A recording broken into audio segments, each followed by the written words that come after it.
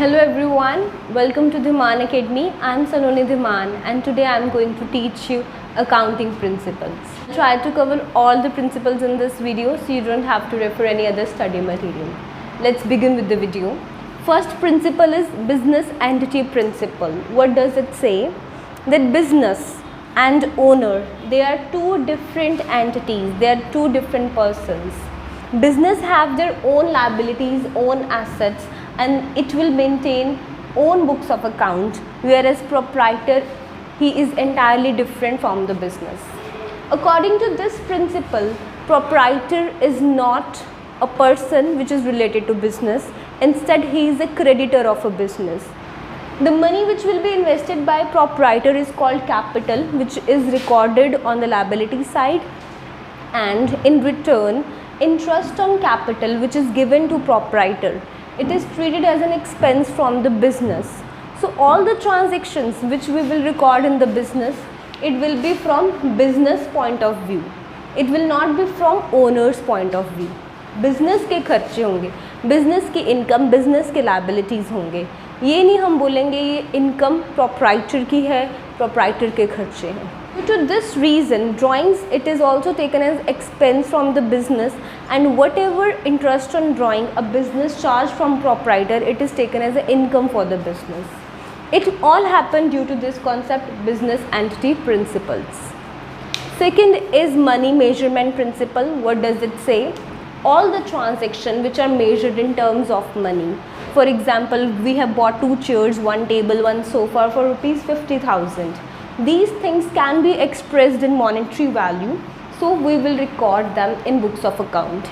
In short, I can say items which are of quantitative nature, they are to be recorded in books of account, and all the items which are of qualitative nature, they are to be ignored. For example, if a fight occurred between manager and employees, we will not take into account. Or we have hired a new person in our business, we will not record it in our books of account, because these two things, they cannot be expressed in monetary form. So money measurement principle says only those transactions which can be expressed in money form, only that are to be recorded, and everything else is to be ignored. Coming on to the third principle, that is accounting period principle. It is very interesting. In this principle, we have divided the life of a business in small intervals. What does it mean? Let me give you one example to make it more clear. This is continued for 20 years, from 2001 to 2020, and it has prepared balance sheet at the end. Means a business has prepared its balance sheet in 2020, and it has discovered that we have incurred a loss of 5 crores. Now the proprietor is sitting here and he is crying because he has nothing to do now. अब क्यों पछताएगा वो? Time has gone, everything is out of his control, and he has no option left with him except to close down the business. अभी अगर यही person ने every year balance sheet बनाई होती और उसका प्रॉफिट लॉस एनालाइज किया होता, यहाँ पे प्रॉफिट पता चल गया, यहाँ पे प्रॉफिट पता चल गया, तो कुछ action should have been taken जिसके कारण बिजनेस बंद होने से बच सकता था, and they could have framed some policies which could be helpful for gaining profit. But ऐसा नहीं हुआ क्योंकि उसने बैलेंस शीट बहुत लेट बनाई. He could not discover the actual loss or profit, due to which he has to shut down his business. So this is the case. We have divided a life of business into different intervals, and that interval is called accounting period. In India, accounting period starts from 1st April and it ends on 31st March. So on 31st March, every business prepared their balance sheet and they get to know about profit and loss of their business. This is so because even if they are incurring losses, they can take timely actions. Next principle that we have to do is principle of full disclosure. What does it say? It means that we have to reveal, we have to show every item that is very important for the uses of accounting. We should not hide anything from the stakeholders, from the creditors, from the investors, and anything which is of material information, and useful for the user, we have to disclose it in our books of account. We have given a full-fledged pro forma of balance sheet where we disclose every item relating to assets and liabilities. Still, if a business have any additional information that is to be disclosed, it can be shown in footnotes. Footnotes are made to support our balance sheet, and if any item which cannot be recorded in balance sheet, we write that important information under balance sheet. So example is contingent liability. पहले हमें उस liability का नहीं पता, but later on we get to know about this liability and it is not feasible to record that item in balance sheet. Therefore, in footnote we are mentioning that in this year a company or a firm has to pay this much rupee as a contingent liability. That you have to keep in your mind that full disclosure does not mean you will reveal your secrets to the outsiders. You will not disclose any new policies or your secrets to outsiders, as it can pose threat to the company. Next principle is principle of materiality. These two principles, they are contradictory to each other. This principle says we have to disclose everything, but this principle emphasizes only those items which are important, that is to be disclosed in books of account. Items of significant impact to be disclosed. जो important item है जिसका significant कुछ major impact business पे हो रहा है, only those items will be disclosed. Irrelevant छोटी मोटी item should be ignored. What is material for one firm is immaterial to another. Very important point. Suppose we are taking a cost of 500 of something. This 500 can be a big amount for small business, whereas this 500 can be irrelevant for big business. So it depends upon the business or type of the business whether that particular item is material or immaterial. The next principle that we have to study is a principle of prudence. It is very, very important. Students usually find it very difficult, but I'll try to explain in an easy way. So it is a policy of playing safe. अपने आप को safe रखना है from future losses. Means if we know any liability that is going to happen in future, we will make provisions for it. What do you mean by provision? We will keep aside some rupees for meeting that liability, because we know in future we have to pay its obligation. So we will not put ourselves in difficult situation, and in advance only we will keep aside some amount of money, and we will try not to spend this money except on meeting that obligation. So, but here is the one point that you have to keep in mind. No provision is made for profits. Suppose tomorrow I am going to earn 5 crore rupees. I am not going to spend or make separate provision for 5 crore rupees. ऐसा कभी भी नहीं होता. For example, अगर मुझे पता है कि after 10 days I am going to win a lottery of 5 crores. I am going to spend 5 crore rupees from my pocket because I already know that I am going to win that lottery. No, it is not possible.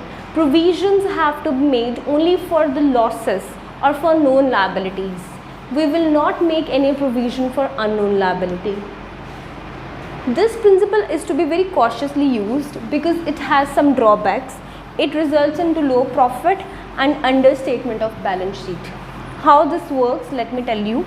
Suppose you are making profit and loss account here. ठीक है, net profit is 5 lakh. Here you have provision for doubtful debt. Means अगर कोई customer आपके पैसे लेके भाग गया, you can say the 1 lakh can be, you have transferred 1 lakh to the provision for doubtful debt. The profit is 4 lakh. Means earlier you were earning 5 lakh, but due to this provision you have low profit. So this is to be very cautiously used because it can understate your profit and it can also undervalue your balance sheet. Seventh principle is cost or historical principle. This principle says whenever we acquire any fixed asset, we have to record that fixed asset at the amount at which it is required.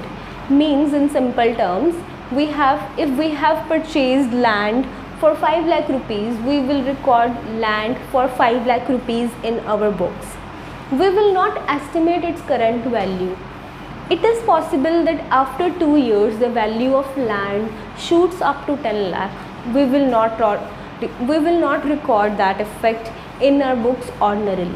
Yes, there are some rules to revalue the assets and liabilities, but basically it says that whenever we acquire any new asset, it has to be recorded at cost price. Whenever we record any transaction at cost price, it is verifiable.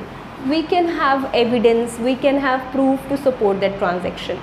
Another thing is, we have already read in going concern concept, we don't have any intentions to close down our business. So in such a case, why would we value any asset on market value when we don't have any intentions to sell it off? So this is the second reason of following historical principle. There are some drawbacks which are associated with this principle. First, it is ignore the effect of inflation. Due to inflation, the value of some items go up, but we don't require that effect in our books of account. That's the first drawback. And second is, it is not easy to revalue the assets and liabilities.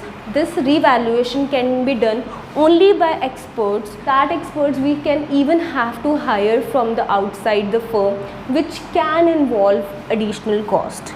It is not useful for management and creditors. Managers have nothing to do with the historical cost because they will be only interested in knowing the current value, the actual profit. So they will say, हमें पुरानी figures में कोई interest नहीं है. We need current valuation. We need actual profit according to the current scenario. Our eighth principle is matching principle. This says cost and revenue should be matched. Let's take an example to understand this principle. Suppose from 2019 to 2020, I have earned revenue of 5 lakh rupees. मेरी income 5 lakh rupees है, and for generating that revenue, I have to incur some cost in the form of raw material. I have to give salaries to the workers. I have to give some electricity bills, some rent, and for generating 5 lakh rupees, my total cost is 3 lakh rupees for this period. So this principle says, if we have generated any revenue in some particular period, we have to record the relevant cost with it. We will not charge this cost next year or in previous year. We will charge this cost in the year in which it has taken place. So it says for generating revenue, there is always cost associated with it, which we have to record in only that period. We will not record in next or in previous period. Our last concept is dual aspect principle. This is very easy as well as important principle. It is also called double entry system. You have already read it in first chapter. Double entry system means a transaction has two effects, debit and credit, and total of debit will be equal to total of credit. Due to this reason, the assets and liabilities, they match with each other, and we know in liabilities we have two categories, capital and liability. So due to this aspect, due to this principle, we have this equation, assets is equals to liabilities plus capital, and this equation will be useful in your accounting equation chapter also. All the numericals will be solved relating to this equation in your next chapter. So that's all for today. I hope you are clear with this concept. If you still have any doubt, you can ask me in commenting in comment box. Thank you for watching this video, and if you like this video, kindly subscribe my channel and press the bell icon to get regular updates.